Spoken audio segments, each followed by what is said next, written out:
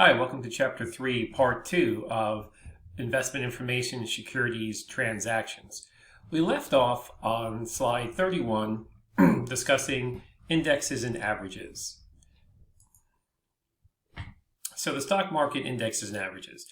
The New York Stock Exchange and the New York Stock Exchange market and NASDAQ indexes each indexes reflect the movement of the stocks listed on this exchange.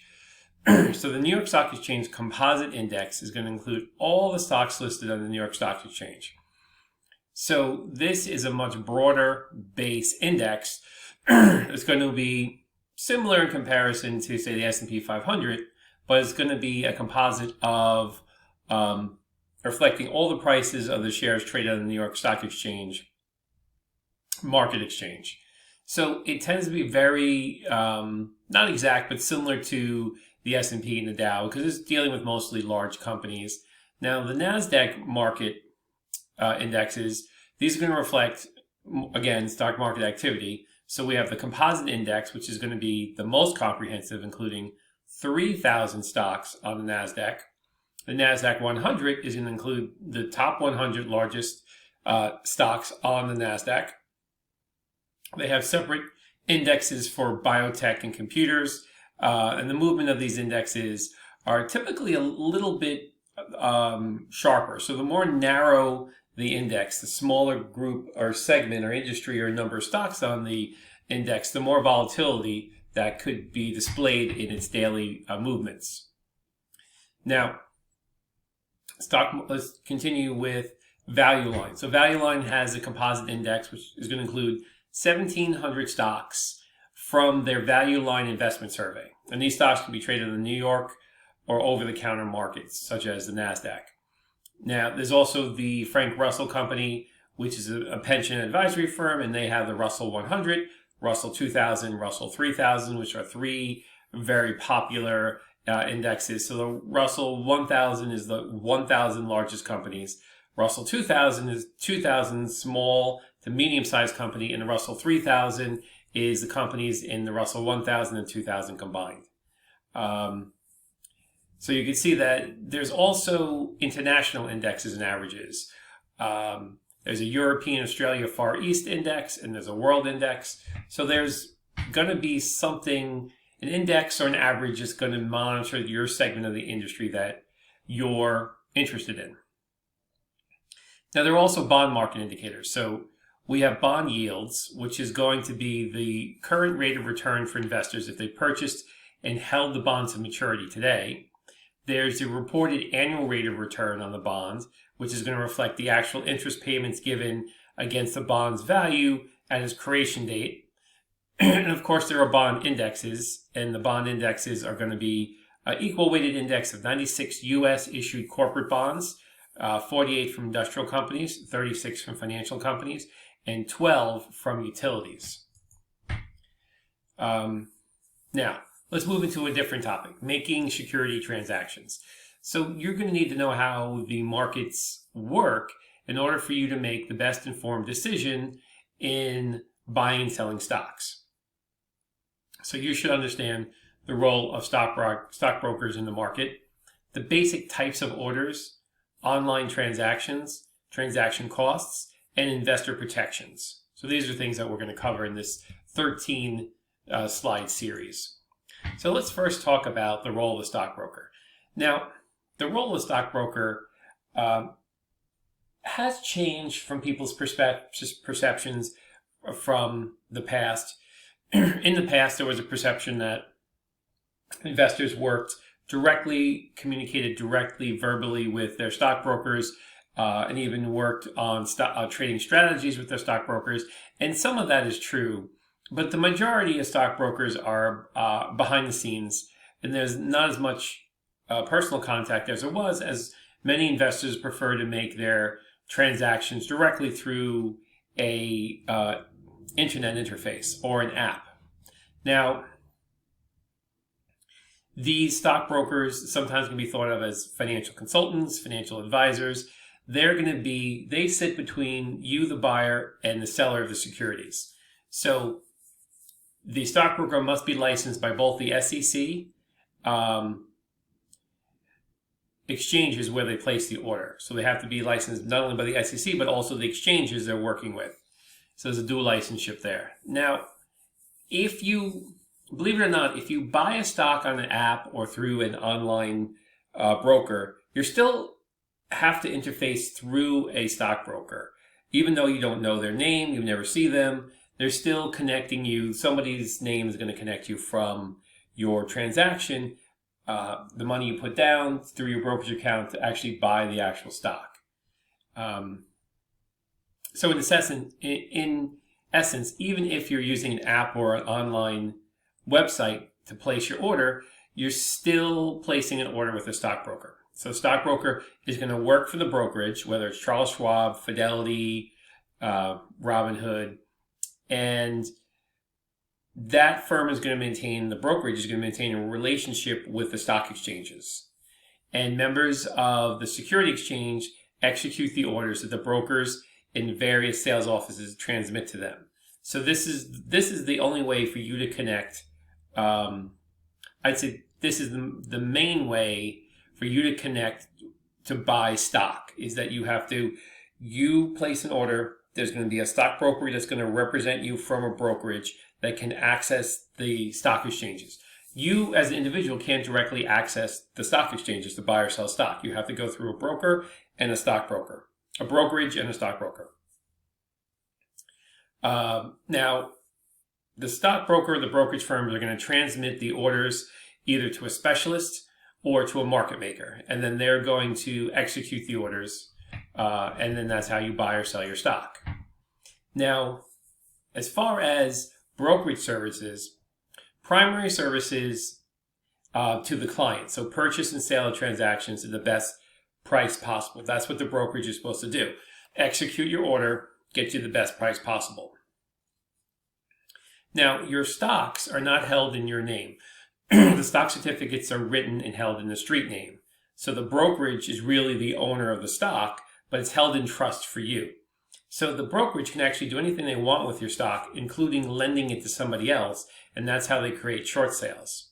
So research information is often provided on stocks and economic conditions. So depending on the level of service, from discount to full service broker, will denote the level of research that you're going to have access to. Of course, they'll provide statements and transactions and tax information into your account. Now, there are different types of brokers, and this is where some of the confusion comes in. The stockbroker most people remember or think about are the full service brokers. These are people who are going to help investors through the brokerage firm by providing them direct advice, information, offering to be really a financial advisor for the buying and selling of your stock. So they work with you directly and the brokerage to make sure that the stocks you're buying and selling make sense for your risk return profile, and also the stockbrokers can offer tips on certain stocks or certain investment mutual funds that might be best for you. But that comes at a price. Like, you're going to be paying for that full service broker services through the commissions. The commissions are higher with a full service broker.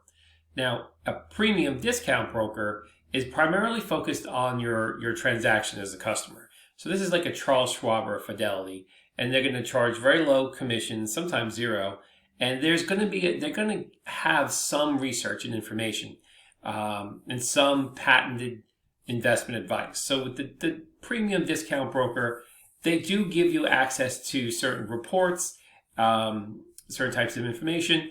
They're not going to give you advice directly one-on-one, but they will produce certain informational or research reports that could be seen as a mode of advice. Now, a very basic discount broker, like a Webull or a Robinhood or an E-Trade, now they're going to be a discount broker. So their commissions usually are zero, and they're going to execute your trades electronically by the internet or maybe by phone, by pressing in numbers on the phone. So there's never any face-to-face or person-to-person contact. Even with the premium discount broker, you can still call up and place an order with somebody in person, like over the phone, or you can they usually also have offices. Charles Schwab and Fidelity have actual office locations where you can go down and talk to somebody or place an order. With the basic discount brokerage, you're typically 100% online, and they're competing solely on price. Now, here's an example of some of these. So the full service broker, we got our Morgan Stanley or Merrill Lynch, USB, Wells Fargo. Discount premium, we got our Charles Schwab and Fidelity. Also E-Trade, I think they've actually recently stepped up into the premium area. TD Ameritrade, Bank of America. Now, basic discount broker, First Trade, Ally Invest, Robinhood, Interactive Brokers, We Trade. These are examples of. So you have to know, I would say for most people, unless you're very wealthy, you don't need a full service broker. You can probably get by very well with a premium discount broker. I would stick with the premium discount broker because now they're competing with the basic discount broker. So some of their commissions or all the commissions are zero as well, and you get so much more with them. Plus increased protection and confidence in multiple avenues of trading, person, phone, online, things of that nature. So let's go back to the stockbroker. Say you do want a stockbroker. How do you select one? Well, you want to find someone who understands your investment goals. You want to find someone who can comprehend what it is you're trying to do. Not all stockbrokers may be aligned with your thinking or can comprehend what your goals are. You want to consider the investment style of your goals and how that matches with the investment style and goals of your stockbroker. So you want to try to find someone who's a like mind, who you kind of jive with and you think similar ways of investing and strategies to get ahead, to make you more on the same page. That way the broker could think for you a little bit more because he knows how you're thinking, what you're looking for. But you have to be prepared to pay higher fees for the advice and help for a full service broker. It's definitely going to cost you, and there's no guarantees you'll do better than on your own. Now, for somebody who has no business experience, no financial classes, no financial training, no investment course, they may be better off with a full service broker. But somebody who is a business person, completed a business degree, took some classes in finance and investing, they may want to try it without a stockbroker at first to save that money. It's good to ask for references from friends or family or business associates. They may have a stockbroker they're working with that's very good and has a very good track record. If you do find a broker that's exceptionally good at what he does, and you may just want to consider utilizing them as well if they have such a great reputation and such a great return. Now, but you have to be aware because a lot of stockbrokers may want to churn your account, which means they're making unnecessary trades to collect additional or increased commission off your account. So some stockbrokers may create activity or may create drama in your account just so they can make more money off of you. And these are definitely not the brokers you want. Okay, so before you can buy any stock, you have to open up an account. So you can go to any of these brokerages, their websites, and open up an account. So the account would be something that you can open jointly with a spouse, or it could be a custodial account for your child. And the two types of basic account is a cash and a margin account. I would suggest to first start out with a cash account because it's so much simpler and the risks are much lower. Later on, you can apply for a margin account, which is basically a line of credit from the broker to help pay give you some additional spending power when buying stocks.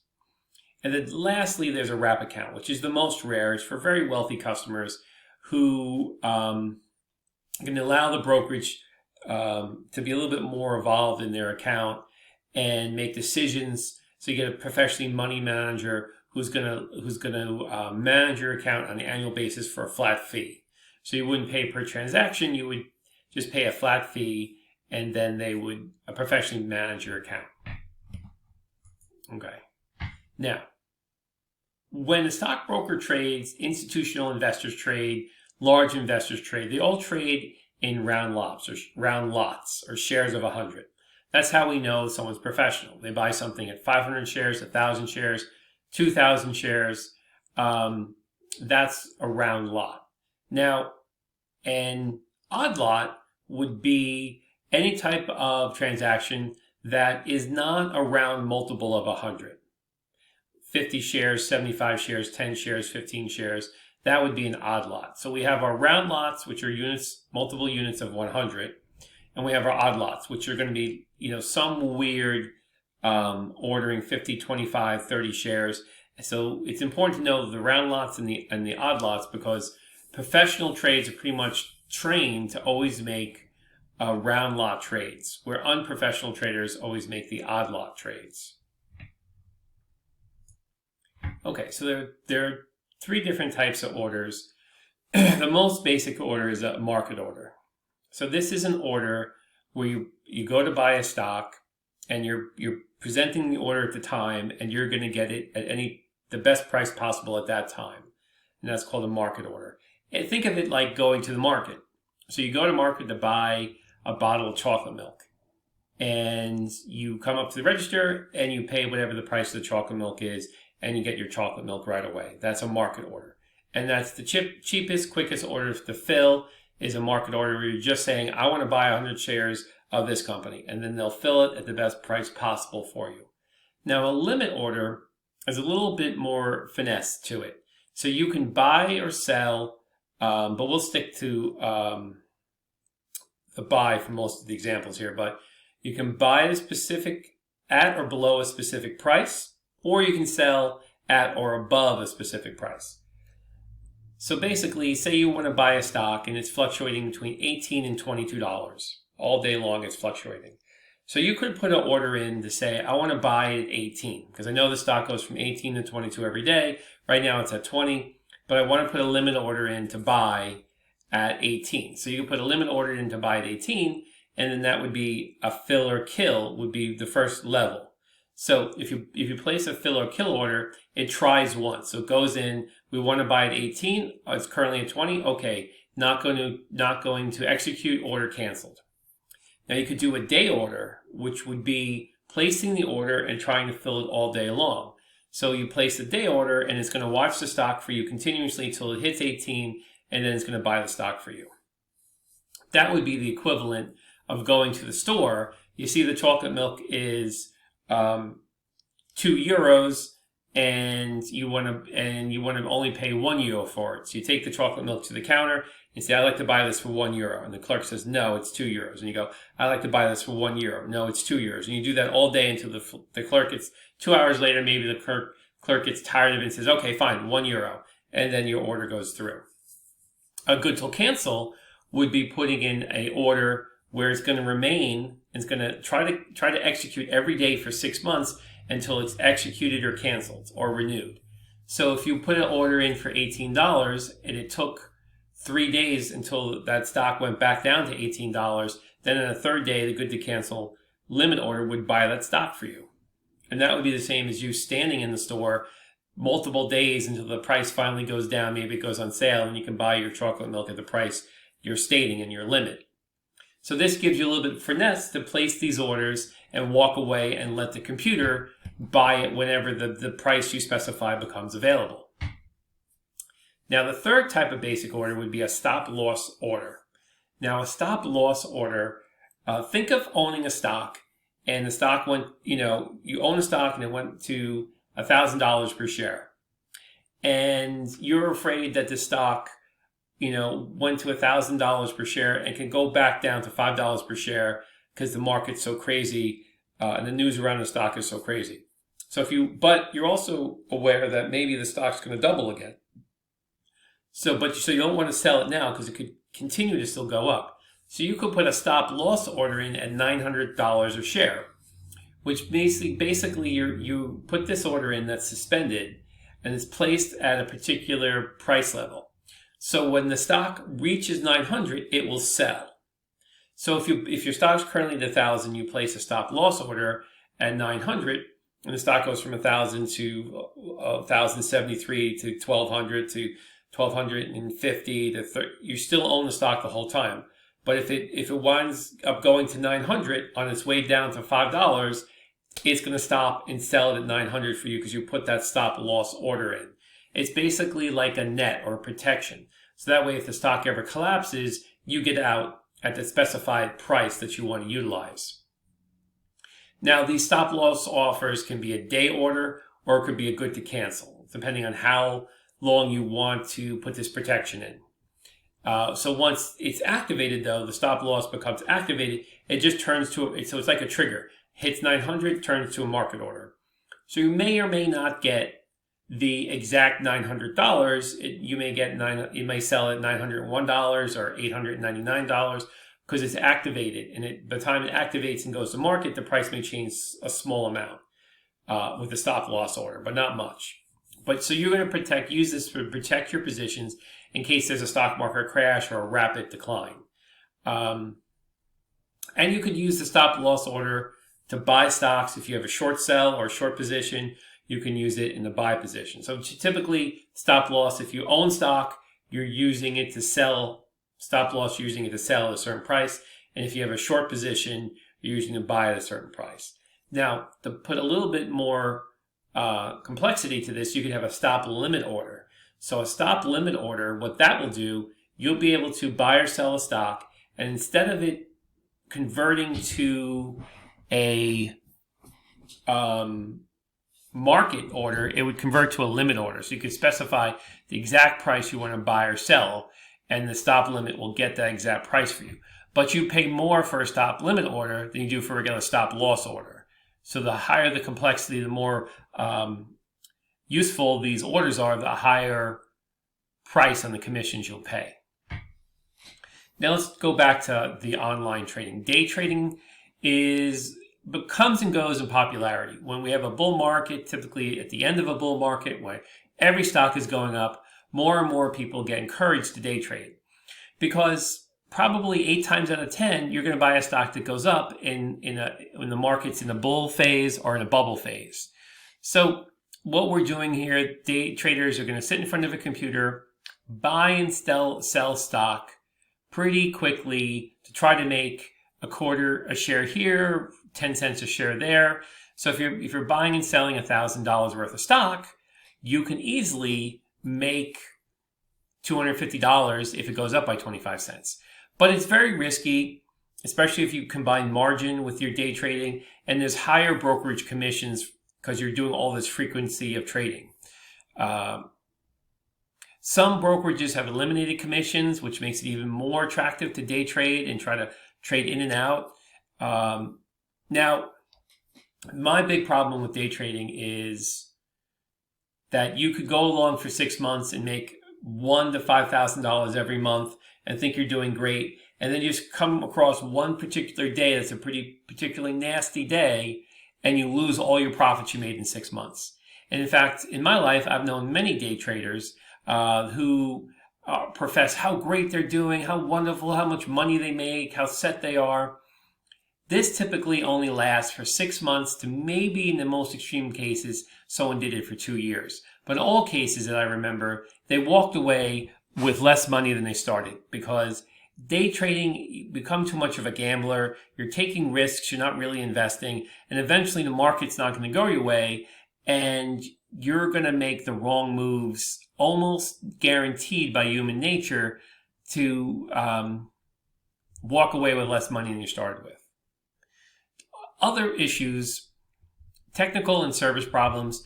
Now, if you're using a very discounted broker or an app, it's quite common for their services to have an outage, to have a slowdown in the processing, to have long wait times, for the order to process, to get through if you're using a phone, or some apps could crash. So you got to be careful of some of these smaller brokers. They may not have the complexity of their brokerage system to fill orders to help you in times of crisis. They'll just shut down. And we've seen this happen a couple of times with a few stocks where things just get so crazy, these smaller companies can't maintain the transactions. So that's why I never recommend some of those much micro brokerages. I'm thinking the bigger brokerages have a better job of giving you multiple access points to trade. So if you have a big broker, you'll be able to call them. You'll be able to go to the office. You'll be able to do it online. You'll be able to do it through an app to trade. So you have more points of contact for the trades. Here's some tips for successful online trading. Know how to place and confirm your order before you begin trading. And very careful, because sometimes you want to double check your order too for accuracy. And that's sort of, I'm skipping down here, so I'll get back to that. Verify the stock symbol of the security you wish to buy. Sometimes you might use a stock symbol that seems very close, or you may just reverse 2 letters, so be careful. Make sure you double check the stock symbol to the stock you actually want to buy. And there's been some stocks that have done better because their symbol's so close. I think a company like Zoom Communications has a stock symbol. There's another company that has a similar name or a similar stock symbol that goes up because people get confused. They put it in the wrong order.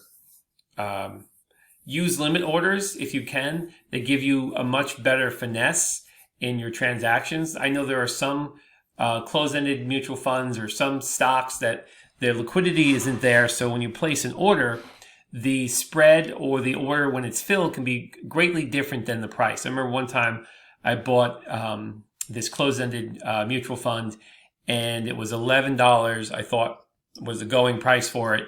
By the time my order filled, they had jacked it up to $11.50 to fill my order at the market, and then within 10 minutes it was back down to $11. So I learned the lesson the hard way. Always put a limit order in, so the market makers, you'll wait till you get a better price, and you won't, because those prices could change pretty rapidly between the time you enter the order and the market. So use limit orders. And remember, don't ignore the online reminders that ask you to check and recheck your order. Sometimes people have bought more stock that they meant to sell, or they've sold stock they meant to own, or they bought more. Maybe they bought 1,000 shares and meant to buy 100 shares. So always check that. And have a strategy for how you're going to be trading. Don't be impulsive. Don't treat it like a casino. Be slow, double check, and make sure that you're trading for the sake of making good trades, smart trades, not because you're bored or want some excitement. You can open an account with 2 brokers, so that way if you have a discount broker or an app, you have a backup broker just in case something goes down. And of course, always double check everything for accuracy. Okay. Now, transaction costs, this is changing readily. Right now, many brokers, depending on the size of the account you set up, commissions can be free. There could be small commissions at some brokerages. You have to really see what your brokerage is offering. And commissions do change with the amount of shares you're buying, the market you're buying for. For example, if you're going to buy a stock in an international market from an international exchange, commissions are generally higher. But the brokerage account is safe, like a bank account. There is the SIPC, which is going to be a Securities Investors Protection Act from 1970, and it's going to insure your account up to $500,000 for securities and $250,000 for cash. It doesn't guarantee you're going to cover money lost in stock. It just guarantees that if the broker does something or tries to steal your money or go bankrupt, that they'll guarantee that amount of money in your account. Now, if you do have a problem, sometimes transactions go off and there's a mistake. Sometimes the broker buys it or sells it at the wrong price. In this case, you're entitled to have that corrected and the money to be refunded to you. Now, if they don't work with you or they don't agree with what your dispute is, you can go to mediation or arbitration to try to work out and settle the dispute between you and your broker rather than going to court. Now, there are investment advisors. So these are individuals or firms that are going to provide investment advice for a fee. So if you don't know what's going on, you don't have the time to really research the market and research stocks, you could use an investment advisor. That some of them are good, some of them are not so good, some of them are worth the money, some of them are terrible. It takes time to really find one you can trust. There are things like like investment clubs, and you could have, such as some schools have a very active investment club where they meet and they talk about investments and they talk about what's happening. Some investment clubs can be a legal partnership where investors actually bring money into the structure and you trade as a club. So you're organized and trade as a group of people in a club, and that's been very popular in many instances. Now let's talk about using an investment advisor. So there's been regulations on investment advisors, specifically the 1940 Act. And this is to ensure that investment advisor is going to be fair, honest, give you full disclosure about their background, any conflicts of interest, because prior to 1940, there was a Great Depression, and it was discovered that many stockbrokers were taking advantage of people, stealing from people, lying to people. So this Investment Advisors Act was meant to make things more fair and required ethics and code of conduct. It required advisors to register with the SEC, to file periodic reports, they do background checks. And if you're going to look for an advisor, try to find someone has some professional credits behind them. They're a certified financial analyst or a CPA. So there's many different types of professional certificates that people can get in finance that give you a little bit more confidence that they know what they're doing. Robo Advisors, these are computerized advising, which is now getting to the point where AI is being looked at and utilized. So these are where, can computers do it better? Can artificial intelligence trade better? We're just at the cusp of this occurring and becoming more prevalent. And then you also have to really look at and think about how much it costs to use investment advice versus the return. So if you can get a return of 10% every year, and the investment advice, helps you to get a 12% return, what's that 2%? If it's a $100,000 account, they're getting you $2,000 of extra money based on their advice. However, if they charge $10,000 a year, it's probably not worth it. So these are common sense things you have to think of. Now let's get back to those robo advisors. So now it's taking the human out of it. So you're going to have advice generated from a computer that could be programmed with algorithms, that could be utilizing some AI. So there's some sort of program, artificial intelligence, that's going to compile, gather financial data, put two and two together and generate an automatic trading recommendations. And there's some mutual funds that already are doing this, where they don't have a human mutual fund manager, they have like a robo mutual fund manager. So this helps you to make this, the real benefit of this is it takes out the human emotion, and it takes out biases, and helps you to make a decision based on more facts and trends, as opposed to personal feelings and intuition, which always seems to do better in the marketplace. But it's only as good as the computer, which you should worry about. Now, so using an investment advisor, like I was saying, you got to look at the cost and the use of the investment advice. So typical human professional investment advisor fees. So if you have a small portfolio, it's going to be between 2 or 3% of your small portfolio. So if you have a $100,000 portfolio, it could be $3,000 a year fee every year. Now, if you have a much larger portfolio, say $1 million or more, the annual fees can go down to 0.25% of commission to 0.75% of commission for your funds under management. But still, that's a lot of money. So if you have $1 million, 0.75% is $7,500 a year in investment advice. Now, the online advisors are much less expensive. They could be free or a small annual fee. Those are things you can look at.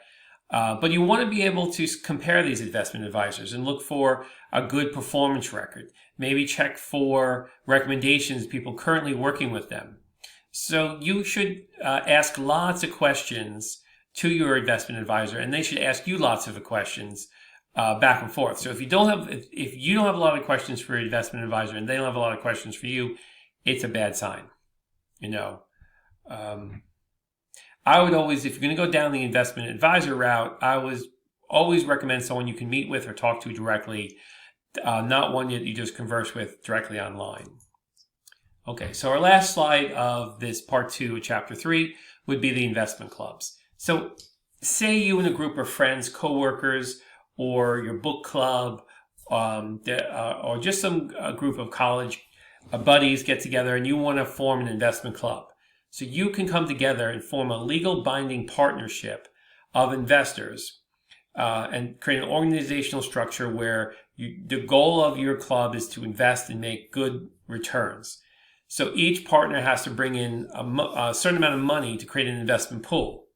And there can also be stipulations that each person must contribute additional amount of money. So maybe there's 10 partners, you each initially contribute $10,000 with a promise to contribute another $2,000 every year.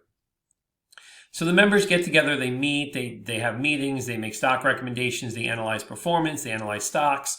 So it's sort of that theory, 2 heads are better than 1, or 10 heads are better than 1. So if you build this club and you have a lot of great people in it who are very smart, know what they're talking about, and they are focused, they may work in the industry, maybe they work in semiconductors, or someone else works in industrials or energy. So they're bringing a lot of expertise to the club and bringing you a lot more knowledge in this group that, you meet, and their ideas can be counter-checked or counter-researched by somebody else.